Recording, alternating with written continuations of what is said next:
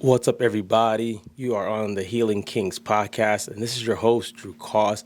And today's topic is going to be about change and why it is so hard. Now, if anyone tells you that changing is easy, please, please remove yourself out of their presence. Change is not easy. Change may feel good after you've done some work, but it's not easy. So why would people even want to change? That's what we're going to talk about in this episode today. I'm going to give you some tips, some things you can think about, and then a strategy you can use that I use for myself, my students, and just my friends in general. First thing you want to think about is, why do you want to change? Do you need to change? And who's telling you you have to change? Usually, I know for men, usually when somebody wants us to change, they let us know that you need to change because, and they give us a reason. Or when you want a child to do something, to change their behavior, to change what they're saying or thinking, you usually try to say, you need to do this because.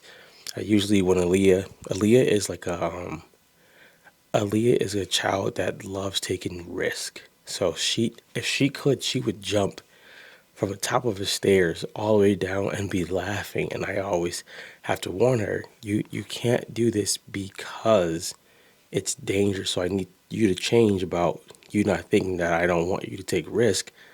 I don't want you to get a broken leg, a broken arm, and things like that. So we want to think about what's the reason why you want to change. You may not need to. Sometimes we would say that the older somebody is, the harder it is to change or to stop something. I don't believe that.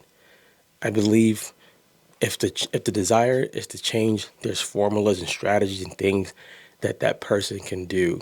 Will it happen as quickly?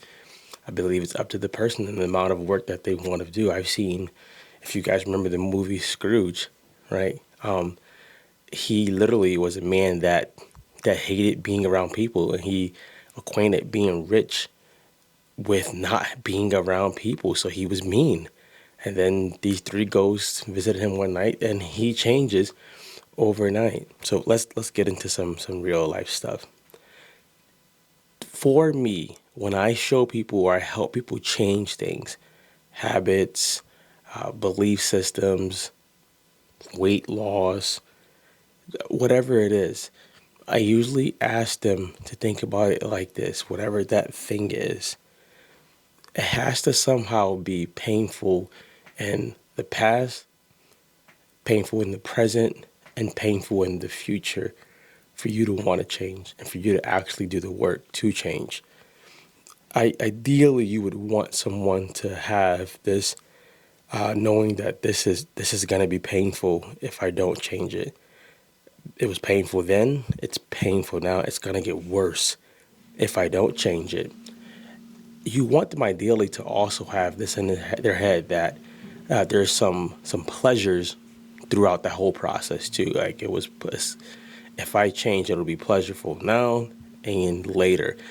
The thing with that is it may not be pleasurable while they're trying to change it. One of the things that I wanted to change was receiving help from people that and believing that they did not have to hurt me. One of my scares or one of my fears of therapy was, if I went to therapy, that the therapist was going to actually use against me the things that I brought to them, or they were going to just come out and just tell my wife that I was crazy. So all these fears were just made up things, but it was a fear. But I had the pain of me being the way I am with some of these habits and things. It hurt in the past.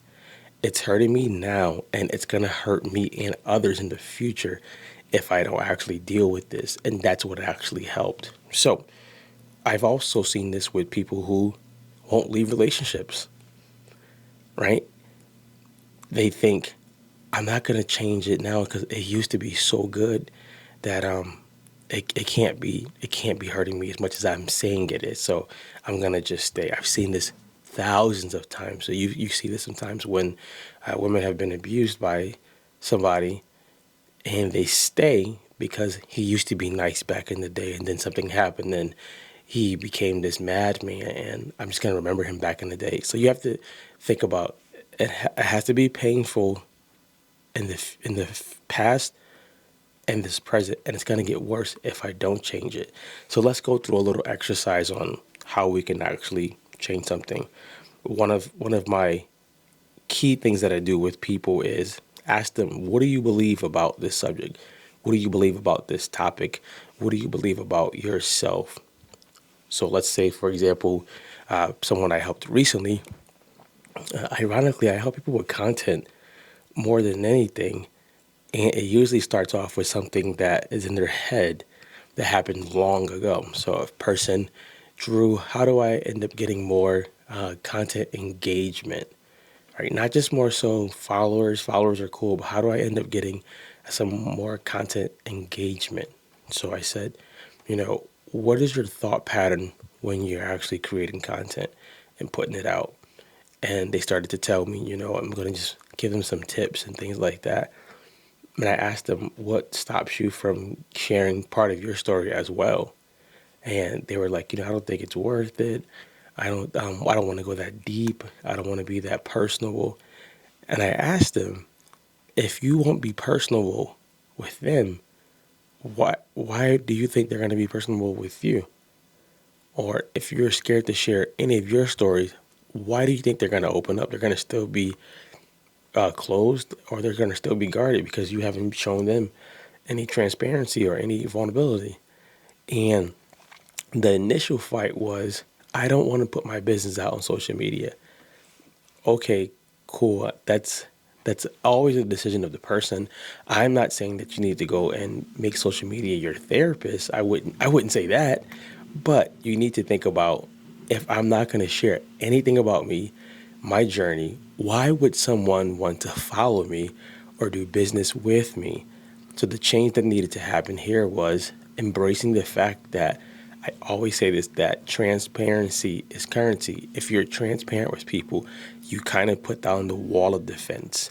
If you're vulnerable with people, you also allow them to be vulnerable with you.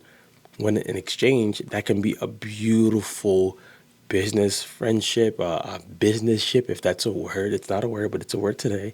It could be something great because now our people are looking at you like, oh, this person's human.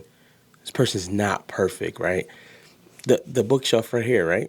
These are books that I read, right? But if you look, they're not perfect. Some are slanted. Some are my mics and my lenses. They're not perfect. I'm not trying to be perfect. I want to be a voice for you to actually change and to actually feel that you can do greater things, and yes, you're heard. That's more important. I told the person, what's more important, you coming across perfect or you coming across in a way to lead them? They started to change, and as they began to change, they realized, I don't share myself because of what happened in the past. That was painful. What's happening now is painful because I'm not getting any traction and any engagement. And if I don't change this, it's going to get more painful because I'm going to be spending all this money on this business that no one interacts with or buys from. And those three areas of the past, the now, and the future, when they started to change that and they started to just open up a little bit, they started to laugh a little bit more in their stuff. They started to be more transparent. Things started to change. People started to come to them. People started wanting to learn and engage and buy from them. So you have to think, is it painful in the past, future, the past, the now, and then the future? And that allows you to start doing the changing. Something that I also teach them, and I'll teach you today, is a reward system. This is probably one of the biggest ones for me. People do not reward themselves enough when it comes to hard work. I'm not saying that every time that you just want to reward yourself, you should. You can do that. That's not my place to. That's not me to tell you what to do with that. I want to tell you that you want to reward yourself on the journey of this changing, because it is painful. But the beauty of it is, as you start to change, you'll start to see that these things were also holding you back mentally a lot of times spiritually, and a lot of times physically. So you want to set a reward system up. I usually tell people set a reward system up every like 15 days. If that's too long, every 5 days. You want to congratulate yourself for the work and the effort that you're putting forth to do whatever you want to do. You don't want it to be, I'm going to reward myself when it's over. That seems heroic. It seems cool.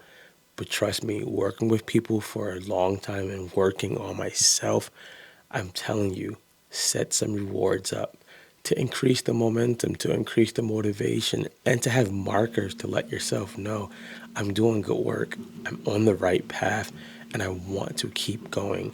One of the habits that I'm changing currently is realizing, this is going to sound so comical, realizing that in some relationships I don't need to be as regimented with my time. That's a hard one for me because I value time a lot. I don't like wasting time, but I also know too that sometimes I need to carve out more time so that when I'm with the person, I'm not thinking that my alarm to go do the next thing is going to go off. It sounds like a cruel habit, but it actually helps me stay present with the person when I'm there. When I'm there, I'm not on my phone, I'm not doing anything else, I'm just completely there. So it's a habit that I'm changing, and I realize this was painful in the past because sometimes I would just take the relationship for jeopardy. It's painful now because I know I need to pour more into my relationships and they want more from me. And then in the future, if I don't change this, I can possibly just put blockers or hindrances or lose a relationship.